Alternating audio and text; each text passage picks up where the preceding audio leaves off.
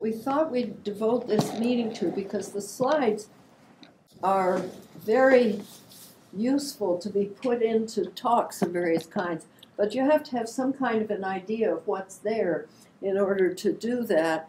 And most of us sort of boggle at the idea of searching through 263 slides to find what you want. So the purpose of this is to kind of go over them and look at them from the point of view of certain topics, which will help refresh on those topics, and also help you if you're wanting to put together a talk of some kind and want to pick from the slides. It'll make them less intimidating to go in there and do that. And I think, I've forgotten how we accessed it. Can you access them directly through the PNHP national website? You actually can. It used to be, you had to, the password was the current president, but if you go to the page that shows the recent national meeting materials, you can go down there and download it from there. I think I've sent out the link to do that. Okay. So they are retrievable, and if you have trouble, contact him. That said, we kind of picked out 5 general topics with people assigned to look at the slides on that topic. Charles has not yet arrived, so John, you're doing racial inequalities and immigrant health.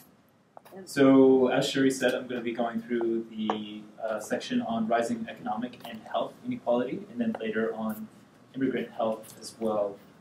So this first chart that we're going to be looking at is on mean family income for each fifth of earners in the United States. And what I really like about Steffi and David's presentation is that they really tied in a lot of the social determinants of health into how health disparities actually come about. And so we can actually see over the last 50 years or so, since the implementation of more neoliberal type policies and regressive tax rates, we see a huge increase in the,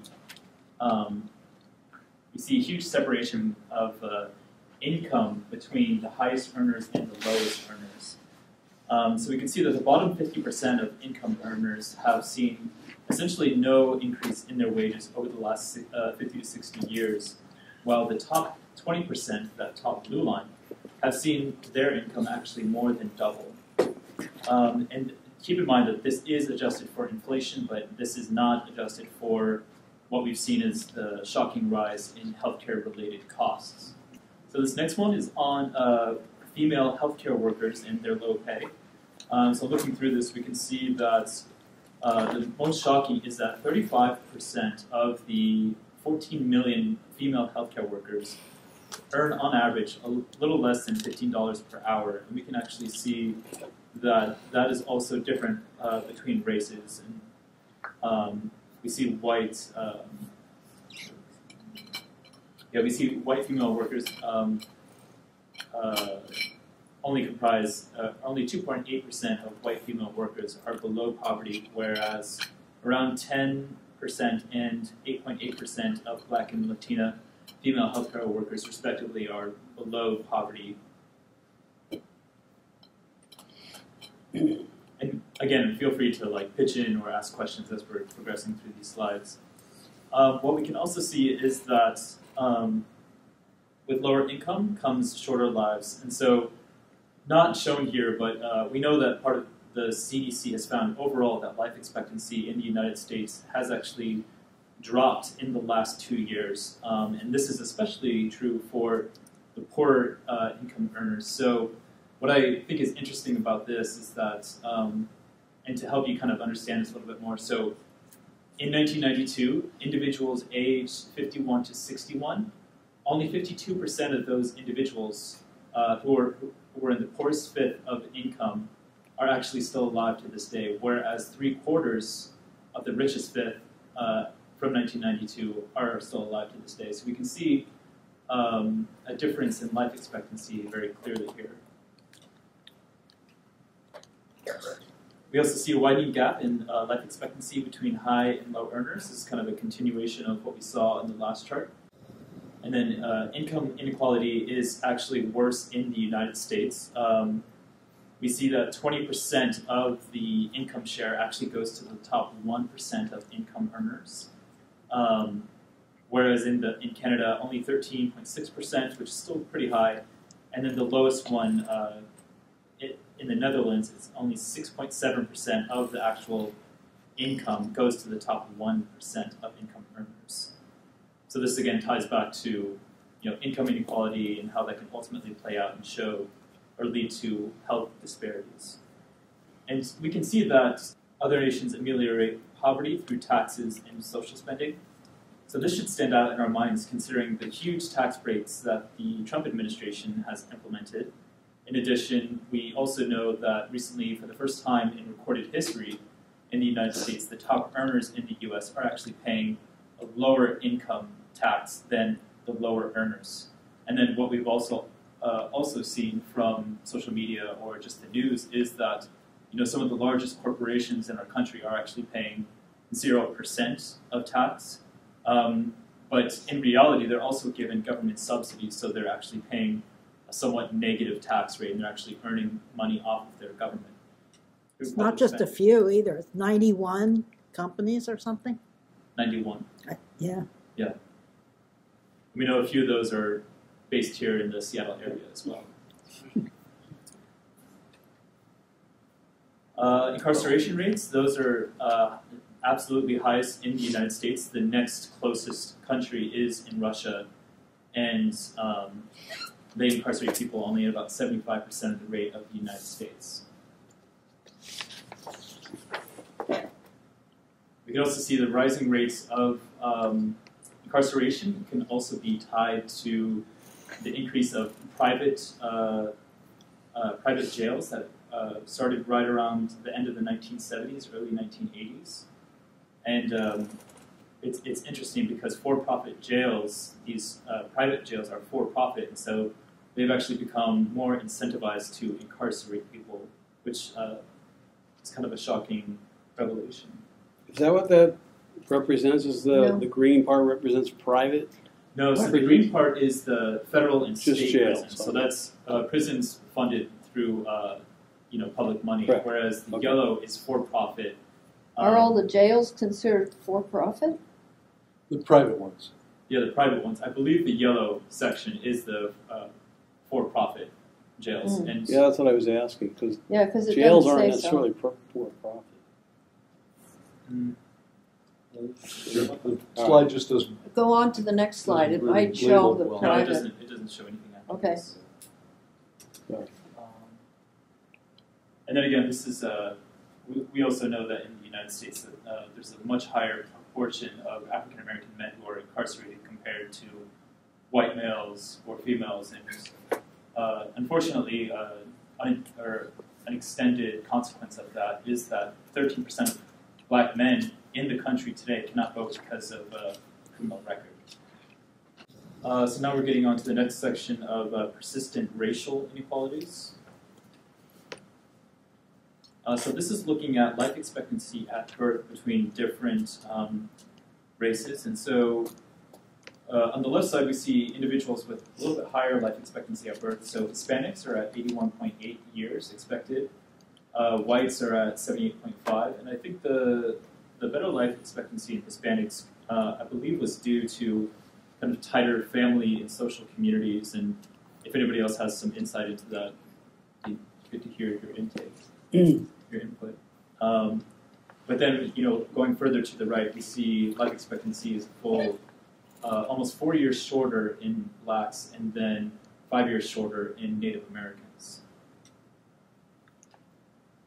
So then, kind of continuing off the Native American life expectancy, we can see that the Indian Health Service, which is mostly funded through public money, as well as through donations from the tribes themselves, they're funded at fully a third of the national average.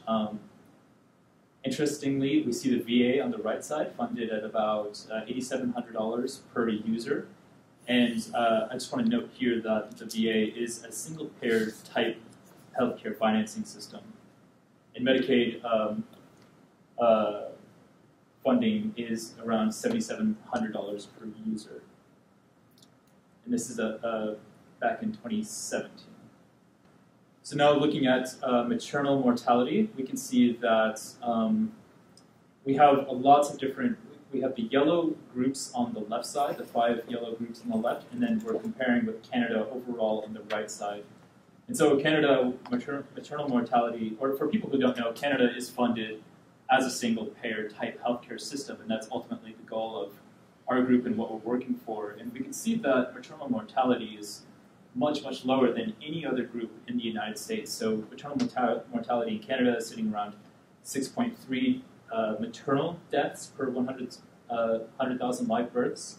So that's the death of the mother. And we can see that it's almost double that with Hispanic groups and white non-Hispanic Americans. But it's essentially 5 times higher for Native Americans and Native Indians, and 6 times higher for African Americans in the United States. We also see a huge disparity in income between African Americans and whites. We see the yellow line on the bottom. In 2018, African American income was sitting around $50,000 per year, whereas for white individuals, it's getting close to $80,000 per year. So it's around a $30,000 difference to this day. I would also like to note that the 2 lines we can see they're actually separating more in 2018 as compared to 1947. So we also see a growing wealth gap for minorities. And I want to contrast this with the previous chart, which was the income. But we also need to take into consideration the actual net, the net worth of these different groups. David? I was just stretching. Just stretching. So we can see that net worth is much, much higher for non-Hispanic whites, sitting at around $150,000 to just under $200,000 in 2016, and there's different thinking about why this is true.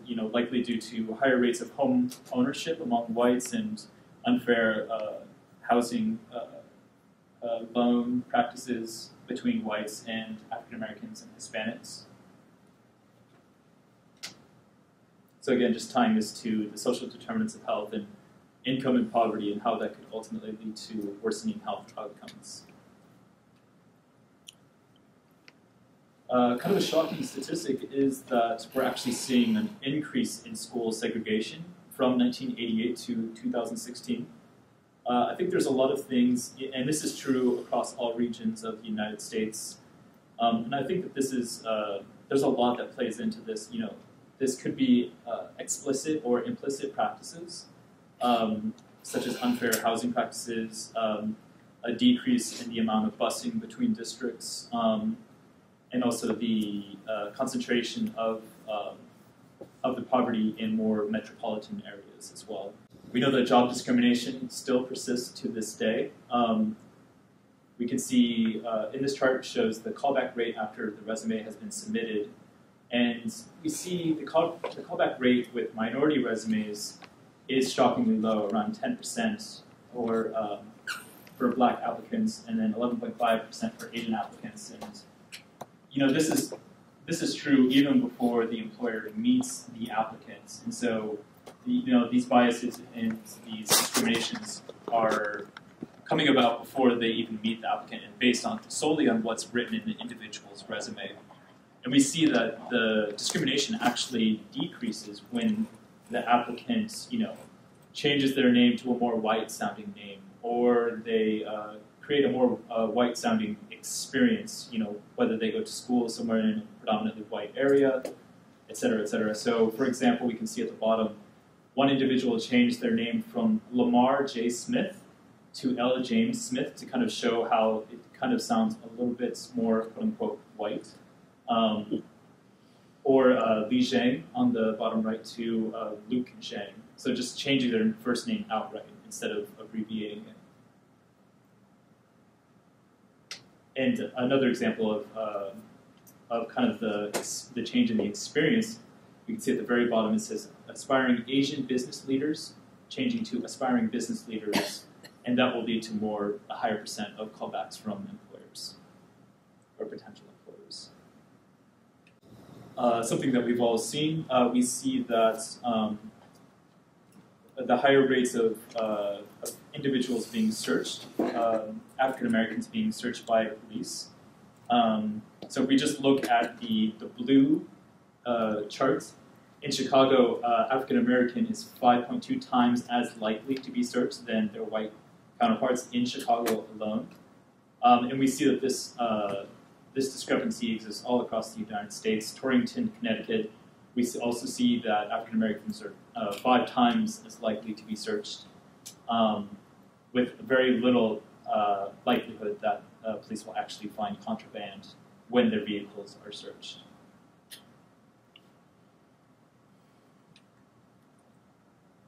And as we all have seen in the last few years, we see the increase in the number of police killings per 100,000 African American men. So African American men are 2.1 times as likely to be killed by a police officer.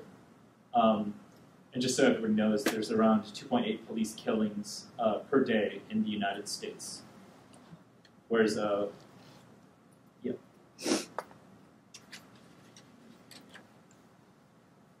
So this pie chart kind of outlines the causes for the black-white disparity in adult mortality. So mostly the disparity that we see, 32% of the disparities that we see is due towards heart disease. So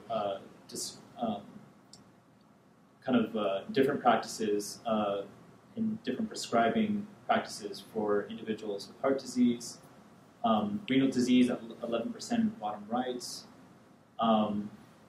The disparity is also due to homicide at about 14%, and cancer, there's an 18%, or cancer comprises 18% of the reason for the black-white disparity in adult mortality. Is there any questions on this one?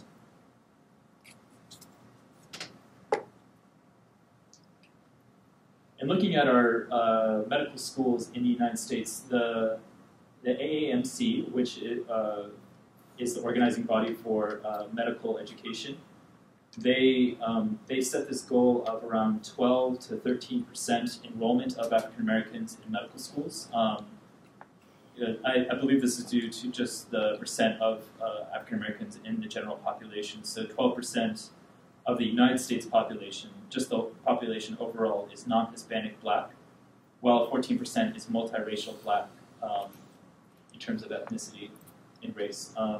So we can see that the AMC has been persistently short of their goal, and as of most recently, only African Americans comprise only around 6 to 7% of those admitted to our medical institutions.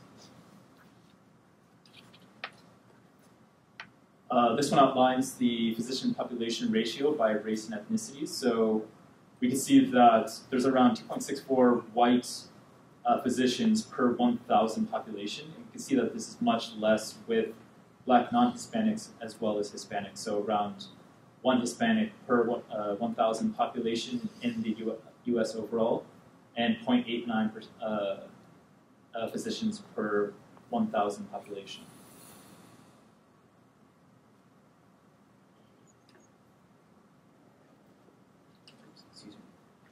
So we can see that black female physicians earn much less than their white male counterparts. So on the far left, we can see white males earning around $250,000 per year as annual income, whereas black female, and this is from a study in 2016, whereas their black female counterparts earn fully $100,000 less per year. And I would just like to note that this is adjusted for hours worked, specialty, age, years in practice, practice type, percent of revenue from Medicare and Medicaid. So when you control for all of these different factors, black females still earn quite a bit less than their white male counterparts. As so do white females. As do white females. As do white females and black males, yes.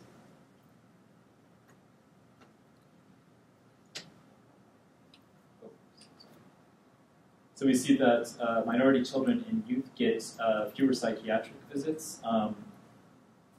So with among children, I don't know the age breakdown for the children considered here. So around white children get 138 visits, psychiatric visits per year per 1,000 population, whereas their black counterparts only get around 87, and Hispanic get 71 psychiatric visits per year per 1,000 population. And young adults aged 18 to 34, white young adults get 195 psychiatric visits per year per 100,000 population. And black Hispanics get almost half the number of psychiatric visits per year. So we see that with blacks in the VA, we see actually a decrease in the amount of health disparities when compared to the general population. I'm going to rush through these a little bit, taking up a lot of time. We see immigrants get much less care compared to the US-born counterparts. So when it comes to emergency department care, US-born citizens get $91, whereas their immigrant counterparts get a third of that. Children spent healthcare costs is around $1,000, whereas their immigrant counterparts is a quarter of what is spent on US-born. So we know that we see an increase in the amount of immigrant raids from ICE, and with that we see a decrease in utilization of healthcare facilities from immigrant individuals. So looking at just the right side, we see before the ICE raid, large ICE raid that was conducted in Iowa, Latina foreign-born individuals, their relative risk is right around 0.97, whereas after this raid, it increased to 1.32.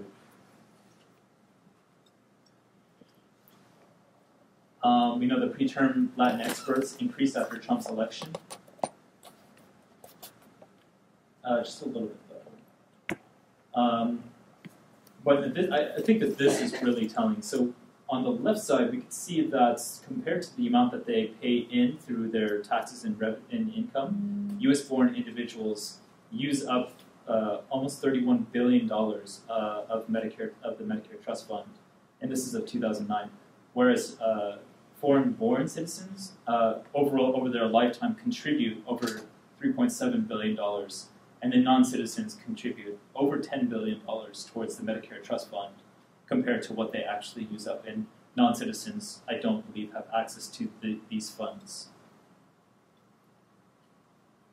And then getting near the end, we know that immigrants, just kind of a continuation of the last chart, immigrants subsidize native-born and private insurance as well. So U.S.-born citizens use up almost $25 billion compared to what they pay in, whereas documented immigrants create a net contribution of around $17 billion. So this one, this one I think is important because it shows that after the initial, big decreases when Medicare and Medicaid came in, things came up and they dropped again with the Affordable Care Act, but now it's starting to go up again. I don't know when this slide ends, but it's certainly beyond 2010. Right. And so with, the things that have been going on, as you've been listening or reading, the current budget negotiations are trying to dismantle several of the taxes that support the Affordable Care Act. I can only think of two of them. They want to dismantle the Cadillac tax, and they want to take away the tax on medical devices. There's a third one, and I just can't think of it. But if those go through in this budget negotiations, I'm guessing that's going to go up even more and more rapidly in the near future. Charles, I think your slide ends 2018. Up on the top. Oh, yeah, you're right. Okay, well, that's about it then. So it's starting to inch back up. And what happens, how many people will enroll, we'll find out, I think, early next year. But, the administration has cut back on the people who help folks enroll and the marketing of it. And I think I read recently that the current number of folks who are enrolling has decreased about 6%, 7% over the enrollment period last year. So there's some worrisome trends there. They're not going to get better anytime soon. And so it'll be an interesting thing if they get rid of those couple of taxes that support the act. I think a lot of people will feel it really soon. And so I think the uninsured increase is an important one to think about. Charles, one more thing. In January, I'm sorry? in January, they are no longer required to enroll in an ACA plan. I do not know that. I just heard about it or read it or something. I think there was a court decision today saying that Yeah. you didn't have to enroll in any plan. Yeah, the mandate. The mandate The is mandate. gone. The mandate is gone. What they did is the tax reform bill took out the penalty, That was a couple of years ago. but the mandate is still there without a penalty. And now they're taking out the mandate. It's already been constitutional. Yeah. And that'll be interesting to see because people like to be able to get health insurance. So not quite sure how strong an impact that will have. Well, they think the next step is to make the whole thing unconstitutional, the Right. ACA. So I think that ruling that you're discussing was ruled in a small district court somewhere in Texas, I believe, in Yeah. the South, and now they're trying to roll that up towards the Supreme Court to overturn all of the ACA, considering they now have a conservative majority. But given how popular the ACA is, I think that would be not as easy as they think with the elections coming up. Right. So we will see. Could lead to an impeachment.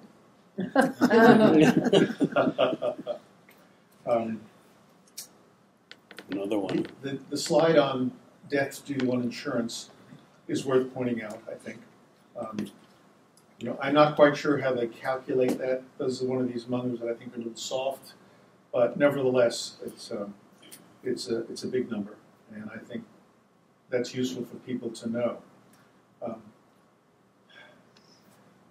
There are several slides like this one, which is a concept that when you have more insurance, you get the services you need. When insurance is unaffordable, or when deductibles are too high and copays are too high, people don't seek stuff out, and things don't get taken care of. There's a number of slides like that, but I think selecting a couple of them would be useful. So this is one that shows if you've got the coverage. And the other thing interesting, it's not in here, but I've seen it before. I don't know where it is. I'm going to try to find it. But when they compare us with the European countries, the only segment of the population that has the same outcomes as the Europeans is the Medicare population. And, that's just a very significant thing as far as I'm concerned. Absolutely. Very telling. Well, the Medicare enrollment has gone down a little bit. We'll see, this is Medicaid. 2019. So this is fairly current. Medicaid. Medicaid. And I think several states are going to expand Medicaid. I think Kentucky maybe, and maybe one other state, either through an initiative or a ballot, they've approved it. And so depending on what states they are, this may change a little bit, but at least the Medicaid enrollment has gone up, thankfully, from the ACA and states' involvement. It'd be nice if, 18 states now have not done it? Something like that. So we'll see what happens next year if one or two states jump on the bandwagon, as I think they will. This is also helpful with the kids being pushed to Medicaid for people above the minimums for Medicaid. Like the intro to this section said, it ain't great, but it's better than nothing. And I think that's at least encouraging for children. This is one of those other slides that shows when you have some insurance, you get what you need. And that's obvious, but let's see, specialists when you see kids, not so much. Managed care firms taking over Medicaid. This is a long-standing thing, but it continues. It's just another way that the private insurance companies are profiting on the public purse. And I don't know how much further that's going to go, but it's just saddening to see that. They can't get appointments at managed care. That sort of makes sense. I'm not sure how much more one can say about that other than those programs tend to be tighter than regular Medicaid, and the specialists will have more impact. But let's see. Yeah. Again, it's sort of a truism. We all know this. Underinsurance growing, that's important. And if the administration's assault on the ACA are successful, this is only going to get worse. People not being able to afford it, not wanting to go because of the costs of it. Average deductible rising, same old, same old. For underinsurance, these are people who have an insurance plan, but they're insured all year, but out-of-pocket expenses exceed 10% of their income, and then greater than 5% if they're considered low-income, or their deductible is greater than 5% of income. So 23% of individuals have out-of-pocket expenses that are greater than 10% of their income. Yeah, that's important. Thank you for pointing that out. Yeah, so this touches people. I think this is something folks can grasp because everybody's experienced the greater deductibles and the co-pays and the premiums. And so that's what this highlights pretty well, I think. Deductibles rising, self-explanatory. Out-of-network care, it's sort of the flip side of underinsurance. It doesn't pay for what you need. And so I think the bill in Congress just failed. I think there were several recent attempts to try and, I think I read it today actually, that particularly the doctors' organizations that rent out physicians, the anesthesiologists, the ER docs, a lot of them are owned by private equity firms, and they lobbied hard against this, as did the insurance companies. Not the insurance companies. The doctors didn't want to give control to the insurance companies. If the banning of out-of-network arrangements passed, then that would give the insurance companies more power over the doctors, and the docs didn't want that, and particularly the ones that I said that are these rent-a-doc agencies in the hospitals. They're the ones that really fought against it, and they won this time around. High deductible plans, same as it all. It faces you with more deductibles and higher copays, and it puts more of the financial onus on the individual. It's just another element of putting obstacles in the way of people wanting to seek out their care. Leaves the problems paying bills, obviously, for those folks. So what's in the middle? So if you have high deductible, 9% of the plans out there have a no high deductible, but 15.4% have a high deductible. So what's in the middle? They have no deductible at all? Or It probably has to do with the definition of high deductibles, and under these health savings accounts, they tend to be higher than just the standard insurance packages that are out there on the market, because they're really geared to putting a lot of onus on the individual. And so my guess is that's the difference. So at the bottom it says for high deductible health plans, that means around $1,300 deductible for a single individual and a $2,600 deductible for a family plan in 2016. Yeah. So they're really high. Oh, I see, okay. Thank you. Okay. Well, this is part of the same equation. You know, the less you earn, the more trouble a high deductible is going to be.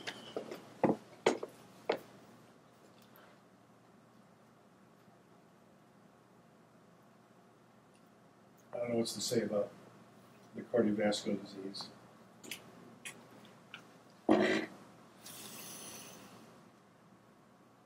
again, another little slice of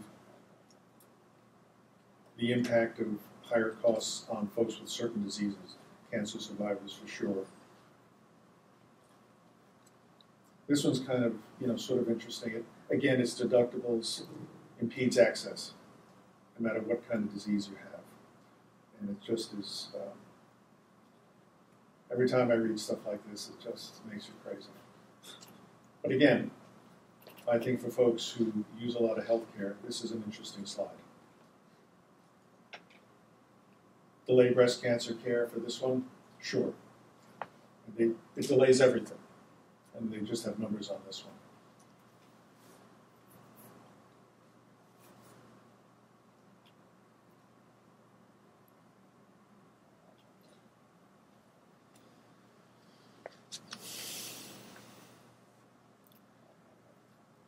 Drug deductibles and Medicare and medication use.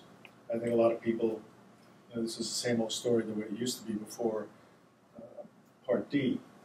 People would skimp on the meds, take them every other day instead of every day. It just, for those folks who are financially challenged, this is a really big risk. And I think this is an important slide. Worse asthma, just another disease that suffers. Long-term care, interesting information, but not terribly useful. Here we go into bankruptcy, and I think this is a useful one. The bankruptcy rate, the slide on debt collectors' calls being primarily about medical care usage. We know this one. I'm not sure this has been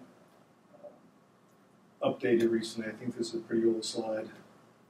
2009. Yeah, here we go. Debt collector calls. Big deal. Yeah, this is interesting too. Higher than rent. Sorry? Higher than people not paying their rent. Yeah. I always think about rent and homelessness. Yeah, I mean, it squeezes. It depends on how desperate you are. Now, this is interesting. Even those folks with Medicare have access problems. And clearly, Medicare just pays about 50% of one's costs over a lifetime. But it really stands out here compared to other countries. This is sort of related as well. How much of income is taken by medical needs? It's, again, very income related and common sense. Indicates that I'm looking at slides relating to a talk. If you're giving a talk on the differences between Medicare and Medicare Advantage, that's what this is all about. So this is an interesting to view this slide as a, quote, competition, unquote, between public and private. However, remember that public funds are paying for both. So it isn't truly a competition between public and private. These co-ops, these were sort of a throwaway to the public option idea. Well, we'll have co-ops and they can compete. Well, they haven't competed very well. Most of them have gone bankrupt. 4 are remaining, covering about 150,000 people. Basically, they basically failed. Note that in order for them to actually, quote, compete, unquote, they would have to do what private insurers do, which is to discriminate against the sick. And that what's caused them to go under is that they don't do that. Okay, so traditional Medicare is more efficient because they don't have the government's costs in managing just paying out for traditional Medicare is minimal. On this slide, I find it hard to believe that Medicare Advantage really manages to only spend as much as 86.3% on medical services, even though there's 4.5% of profit in there, and their overhead is just 9.1%, and they do all that advertising and still call it only 9.1%. I think they're hiding some costs somewhere, but maybe I'm overly suspicious. And they also get paid 17% more than. Well, they do. They do get paid more. We'll get there. Hard to use this slide without definition of medium, medium, small, and narrow in comparing the size of networks. But the point is that Medicare, basically practically every physician that sees elderly adults is going to be on Medicare.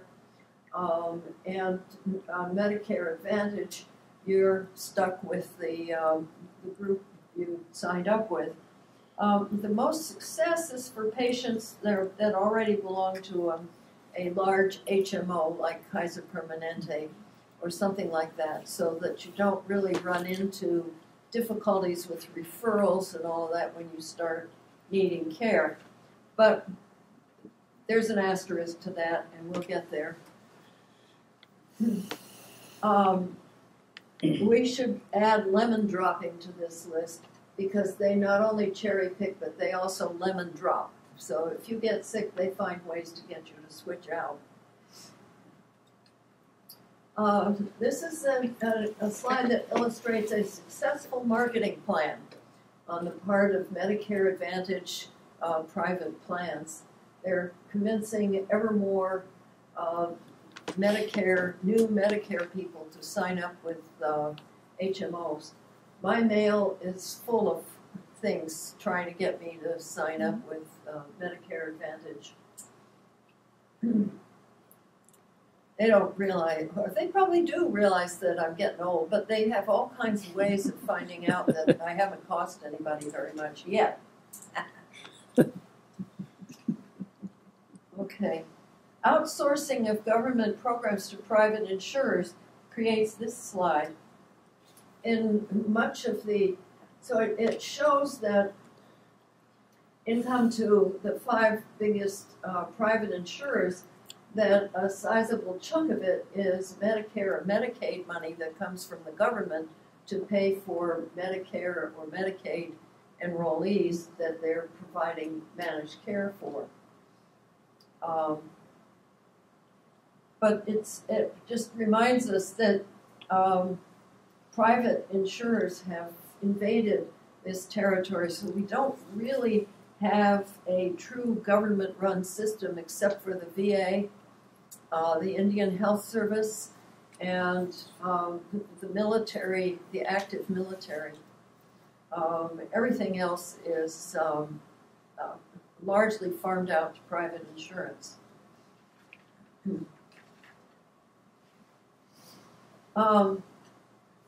This is the reason why you need insurance.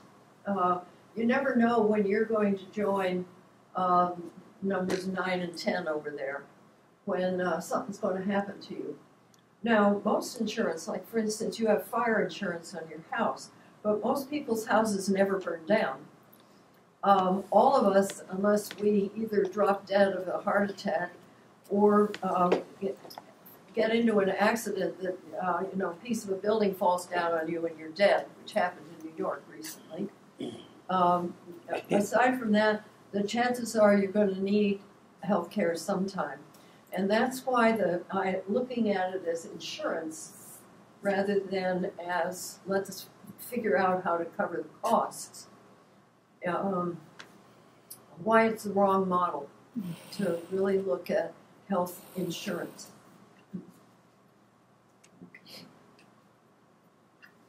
Cherry picking, sign up the healthy 65-year-olds by offering gym memberships and the like, as well as targeting the new ones, the newbies who just turned 65, less likely to have huge health problems, or especially if they're 66, because then at 65 they'll have taken care of all the things they were putting off in their last few years, and they'll have taken care of those, and now you can sign them up and But Shasha, I have a little problem just calling it pure cherry picking, because if you think about it, to look at a plan that will offer you not only the traditional medical services, but the ones that tack on the gyms, the dental, the vision care, and the drugs. I mean, that's an attractive package. If they do all of that, If yes. they do all of that. If they do all of that, that's an attractive package, and of course, they also charge a premium for it. So they get paid by the government for Medicare, and then you pay an additional premium for the luxury of joining them. Not very many of them are without charge. I don't know. I don't have the specifics on that. That didn't come up here. Yeah, but it's really only in the last year that they offered the vision, dental, and hearing and all that stuff. Oh, really? They were not doing that before. They offered gym plans. They had a few other things, but they were a very limited package, and that's Drugs why were fairly common, though. Oh, yeah, drugs, because people are required. Otherwise, people would have to run out and buy a Part D in addition. Right. So saying this takes care of your Part D and we'll give you a gym membership.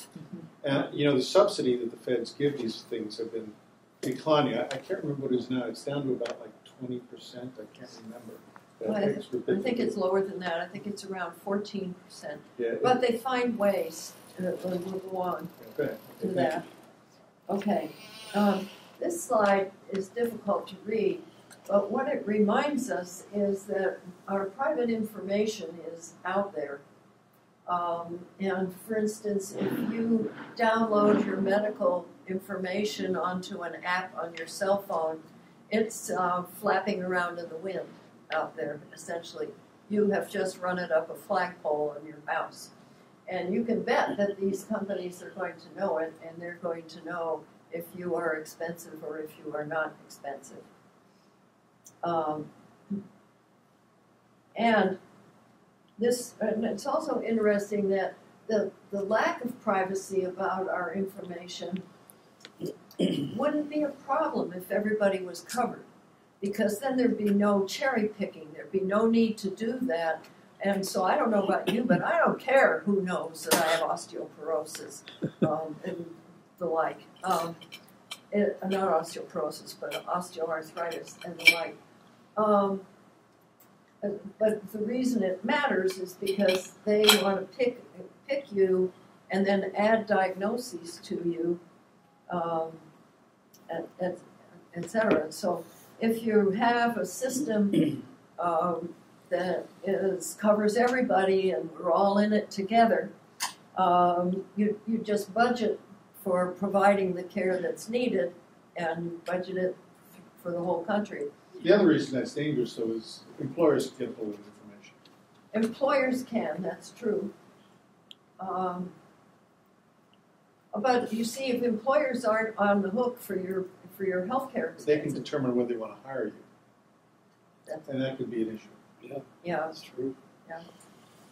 And I wanted to point out here, as I mentioned, that it isn't like everything would be that rosy, because underfunding is a risk with a single-payer, tax-supported system, and the NHS has been hurt badly in the last 30 years, thanks to Margaret Thatcher and austerity stuff, and handling the 2008 recession with austerity just piled on.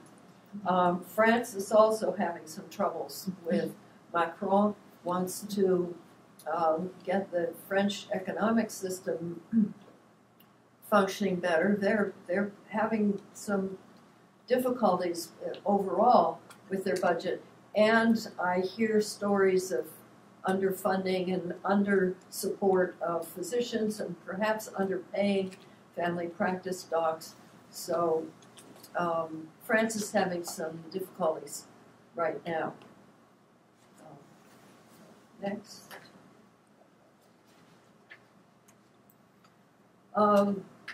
This again, they managed to successful marketing. They managed to get the healthy to switch and leave the others to stay. And this is looking at the costs in the year before they switched to Medicare Advantage. So this may again be looking at the 66-year-olds, and at 65, they can figure out who costs less. and go after them. Lemon dropping is a big one. Especially the hassles start when you get sick. Sure, if you're on Kaiser, you don't run into narrow networks, but they still hit you with a lot of things have to go through authorization and this and that, and there may be waits for appointments and other things that just make it difficult when people get sick. Does anybody here get their care through Kaiser? Yeah. Yeah. Have you had any difficulties? It's pretty good, but I've noticed it getting worse, yeah, since Kaiser especially. Right. And you, Seth, you no problem. No, you haven't had problems so far. Okay.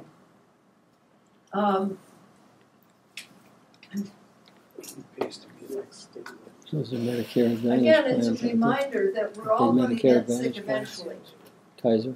This isn't like a house fire Yeah. that you may go through your entire life You without can, having. you can keep your Medicare and be a Kaiser member. High of Kaiser. needs, particularly But you- disenroll.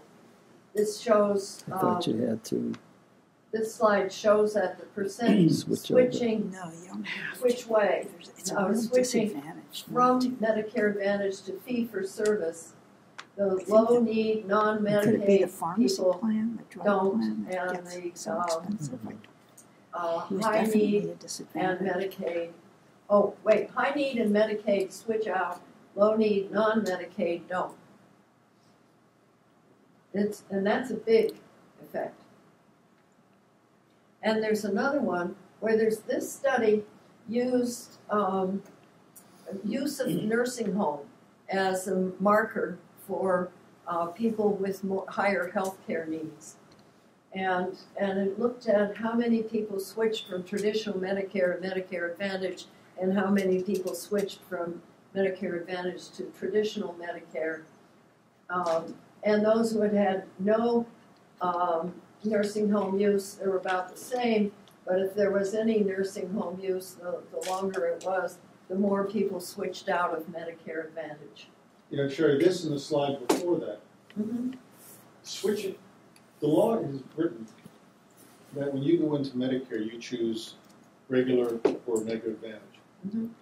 And people have to take you. But if you go into Medicare Advantage straight out at 65, and later on you want to change to Medicare Traditional, you get underwritten. In other words, they can say, no, you're too sick, we don't want you, or they can charge you a lot, or I not don't think accept you. that's for Medicare, straight Medicare? Yeah. Yeah, Are you So sure? you can, you Because Yes. I think every Yes. year you get. but you have to wait 2 years. I think you wait 2 years to switch back. Otherwise, you got to pay the extra based I'm on not how sure sick about you that, were. but if you go into straight Medicare in your first enrollment, then later on you can switch and go to Medicare Advantage if you want, no problem. They have to take you. But if you do Advantage and then a few years later you want to go to traditional Medicare, it's a problem. They can cost you out, they can risk you, they can do all kinds of things. So that surprises me. You know who would know about that is Larry. I think it's the Medigap plans don't have to take you. That's will- right, it's they- Medigap plans. they that will don't have to underwrite take you. But straight Medicare does. But then you're subject to the. But that's the- only A and B. Most people need a Medigap to cover all the Yeah, other stuff. exactly. It leaves you with the 20% co-insurance for absolutely everything. And you would have to sign up for a Yes. Part D. Well, they don't have to take you but within that first 2 years. I think there's a 2-year waiting period. Right, right. So They the can take it. Medigap industry is private insurance, and they can. That doesn't make sense to me. Because I remember when I went in, I was going to go to group health. Mhm. And the guy that was helping me sort this stuff out pointed this out to me. He said, if you choose group health and you don't like it 3 or 4 years down the road, if you want to go back to traditional Medicare, you're going to be in trouble. That wasn't a Medigap thing, that was a Medicare Advantage thing. No, but I think what it has to do with is the fact that Medicare requires a Medigap policy to make sense. That if you have straight Medicare only, you're subject to a huge amount of cost sharing. 20%. That's a different issue. But anyway, all right. We'll solve this here. Okay. And now chemotherapy is becoming less and less covered. 20% co-insurance for chemotherapy. The line, this is a difficult slide to read, but the line that cuts across it is the how much of the plans, what percent of the plans require a 20%, the level is 20%. And the colored things are how many plans have something other than full coverage. The golden brown at the top are full coverage with no copays for chemotherapy, and the black is there is a copayment, and then the line indicates whether it's a 20%, whether it's a and the gray indicates coinsurance. So now nearly all of the plans require coinsurance, and most of them require 20% coinsurance. So whatever it costs you for your chemotherapy, you're going to pay 20% of it. So it's another variety of underinsurance. Prescription drug coverage is inferior everywhere, but worst in the United States. So sort of messing around with the tiers of how much you're going to pay for copay. So that's, I don't think you should get in the weeds with this, but it's getting worse. The green level is tiers 3 to 6. I didn't even know there were 6 tiers. Can you explain the tiers, please? I don't understand. They artificially separate drugs into tiers according to how expensive they are, and your copay for the different tiers goes up. So like statins would be a tier 1, whereas chemotherapy would be higher up in the higher tiers. Chemotherapy is so high they get it into co-insurance for most of them. In other words, you pay a percentage of the whole cost. You have Medicare, so like. Well, this is what Medigap policies are doing. They're raising the they're raising the copays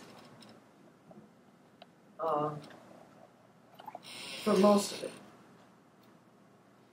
Okay, next. Then the third strategy, so the first strategy was cherry picking. The second strategy was lemon dropping and or putting barriers in the way of care or prescription drugs. The third is just plain outright cheating. Gaming the system to maximize the premium paid by Medicare to the to the MA plans. So they upcode.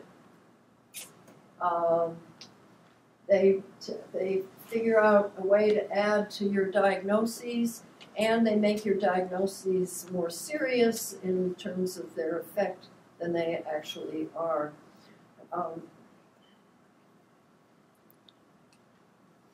And this one, some auditing has shown that large amounts of money are paid as surcharges to MA plans for things that are, for diagnoses that aren't supported in the patient's chart. Now notice that this is going down a little bit, and I think what that is the doctors are being pushed to document what they're, not just check off diagnoses right, left, and sideways, which they are encouraged to do, but also to put at least something in the chart to justify it, so it's going down a little bit.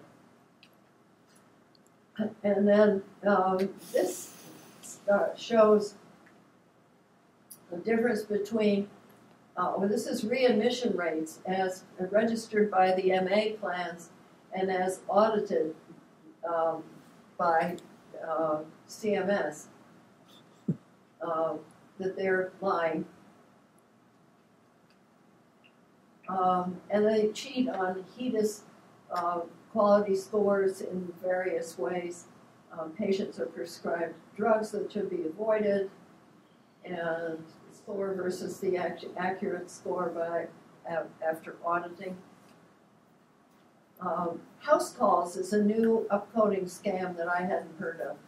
They send out a house call doctor whose job it is to check off boxes of things that they can find on you to add to your diagnoses to increase the premium, because Medicare Advantage gets an increased premium above the basic for each diagnosis that they can have. So they want to have as many as possible.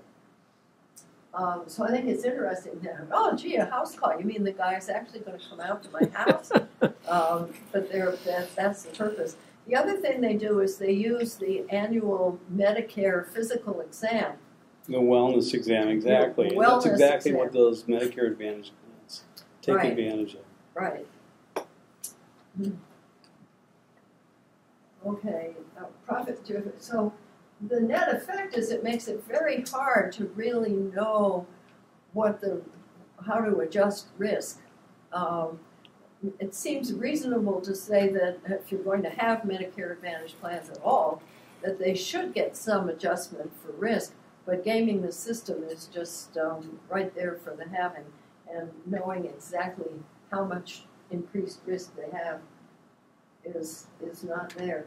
And the other thing is, this is unreadable, but it shows that without anything really added except for uncomplicated diabetes, which gives them a boost, they get the basics of $49.90.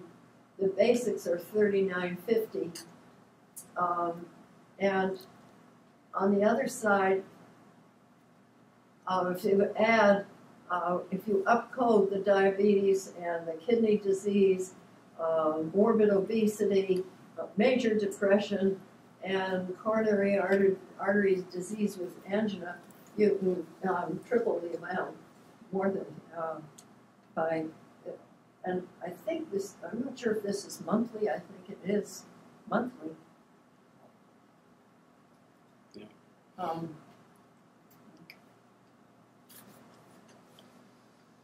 So it raises costs. They cost the system about $40 more in payments to the plans.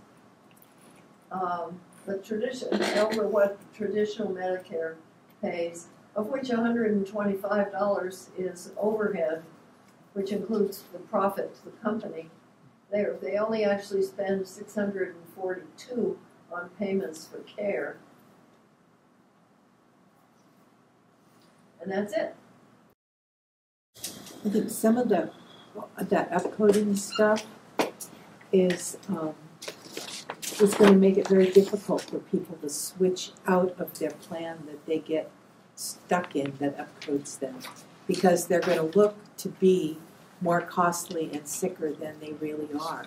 Mm. And if they go then to another specialist or a system that doesn't do that to them, then it'll become really obvious that there's been upcoding going on. And it's really dangerous too, because all of a sudden people begin, medications get involved in that, and they may be afraid to treat you with a medication that would actually be good for you, because they're going to think that your depression will kick in and something else will happen, or your angina, which is a relatively benign chest pain, could be upcoded to something that says that you have cardiac disease of some kind that you don't really have. And that could be really dangerous. Well, it's just an illustration that it means that when you go to your doctor in a Medicare Advantage plan, your doctor at best